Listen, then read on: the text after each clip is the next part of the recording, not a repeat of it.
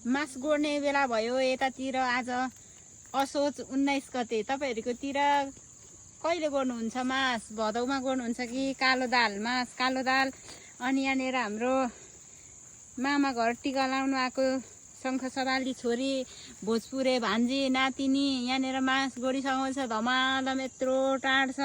यता हेर त, यहाँ यति राम्री छोरी छ।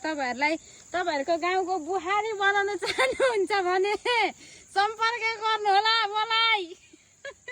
यता हेर न, तिम्रो सबै देखाउनु पर्यो नि त, लेफ्ट राइट सबै। यहाँ हेर त, अनि देखाउनु पर्ने हुन्छ। अनि यता चाहिँ छ तपाईँहरूको मामली पर्छ, यो चाहिँ मामा पर्छ। है भाइ यहाँ हेर, ल मामै लजायो उल्टै। यसलाई पनि बुहारी चाहिएको छ है साथी, त्यही भएर यो लजाउँदैछ।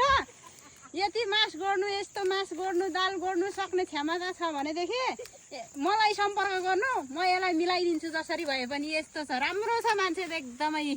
यहाँ त चिटिक्क परेको छ। अनि यता पर्छ बारुला लाएर आएछ। ओइ बारुला पो लाएर, बारुला जस्तै छ, बारुला लाएर आएछ साँच्ची। अनि यता पर्छ त्यो अघिको छोरीको आमा। यता परेपछि तपाईँहरूको सासू सम्झिने यता पर्दैछ। के माग गर्छ दिदी? कसैले के माग्छ हौ? माग्दिनँ, अहिले छोरीको बिहे गर्ने बेला भएको छैन। अब अनि राम्रो खालको सुखले पाल्ने ज्वाइँ पायो भने त दिनुपर्छ नि, होइन? ल यस्तै छ यहाँको चिज चलन, यस्तै छ। मासु गोड्दैछौँ धमाधम। यहाँ हेर्नु त, मौसम पनि पानी परेदेखि रहेको मौसम कति सुन्दर छ।